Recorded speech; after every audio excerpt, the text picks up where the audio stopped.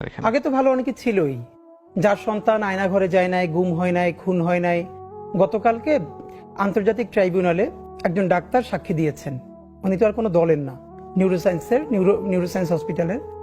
উনি বলছেন এই জুলাই গণ অভ্যুত্থানে নিউরোসায়েন্সে যতজন ভর্তি হয়েছেন তার 167 জনের মাথায় কোনো খুলি ছিল না। কিবরিয়া ভাই, আই রিপিট, গতকালকের পত্রিকা খুলে দেখেন, আপনি চোখ বন্ধ করে ভাবেন এটা আপনার ভাইয়ের রিপোর্ট, আপনার সন্তান, আপনার বাবা মা, যে 167 জনের মাথায় কোনো খুলি ছিল না। আমার বাসার সামনে আমি 8 বাচ্চার জানাজা পড়েছি। ইলিয়াস আলী ভাই বিএনপির, ওনার লাশটা যখন মানে চিরে মধ্যে পাথর দিয়ে নদীতে ভাসিয়ে দেওয়া হয়েছে, ঠিক তার পরেই হাসিনা ইলিয়াস আলী ভাইয়ের স্ত্রী এবং তার সন্তানকে পাশে বসিয়ে সান্ত্বনা দিচ্ছেন।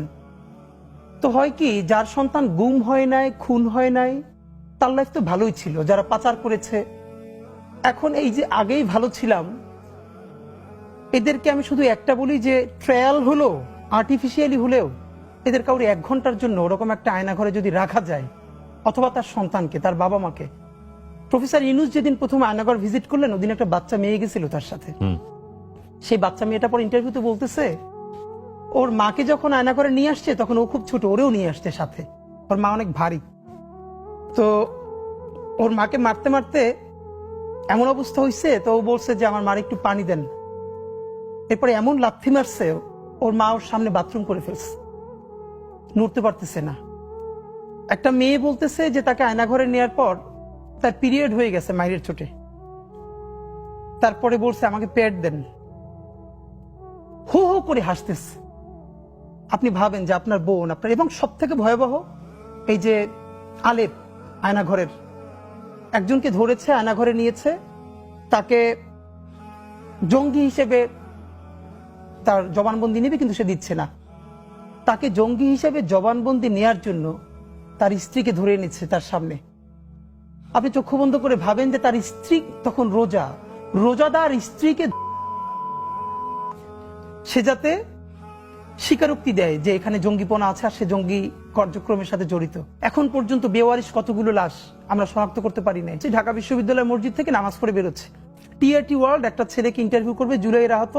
তা আমাকে দেখে ওনারা কথা বলতেছে, তখন ছেলেটা শুনতেছে যে আমি এসছি।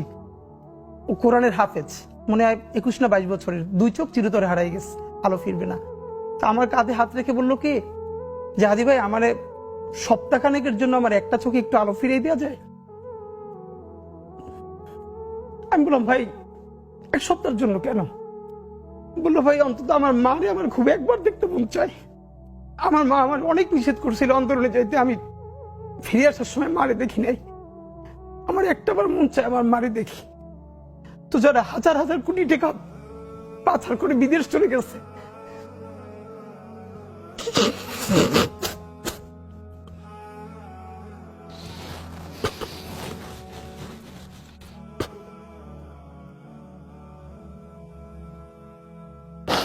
কিবরিয়া ভাই, এই সরকার বা এইটা যেটাই হোক, যেই চালাক, এইটার কোনো তুলনায় কি আপনি গত 16 বছরের সাথে দিতে পারবেন? শুধু একটা হাজার হাজার গুমের সাথে একটা গুম শুধু নিজের পরিবারের সাথে রিলেট করেন, এটা আপনার বাবা, আপনার মা, আপনার ভাই বোন, লাশটা ফিরে নদীতে ভাসিয়ে দিয়েছে। এরপর আপনি 2-3 বছর খুঁজেছেন সব জায়গায়, আপনাকে বলাও হয় না সে মরে গেছে। আপনি কিসের সাথে কি মিলাচ্ছেন? এখন পর্যন্ত আমি একজন, not a single man, Awami লীগের কর্মী না, সাধারণ সমর্থককে পাই নাই যারা এই জঘন্য গণহত্যার ব্যাপারে ন্যূনতম অনুশোচনা আছে। ভাই দেখেন, মানুষ যে যার পলিটিক্স করে, এরপরে ভাই বন্ধুরা বললে বলে না, না এই কেসটা খুব খারাপ হয়েছে, এই কেসটা ঠিক হয় না। ভাই আমি একজন ন্যূনতম আওয়ামী লীগের সমর্থককে পাই নাই যে মনে করে এই গণহত্যাটা একটা জঘন্য কাজ হয়েছে, সুতরাং তাদের ক্ষমা চাওয়া উচিত। তারা বলে না, এটা কিসের কি হয়েছে, এখানে ছাত্ররা পুলিশকে মাইরে ফেলছে। এই ফ্যাসিবাদের জন্মদাতা ছিলেন হাজার বছরের শ্রেষ্ঠ বাঙালি বঙ্গবন্ধু শেখ মুজিবুর রহমান।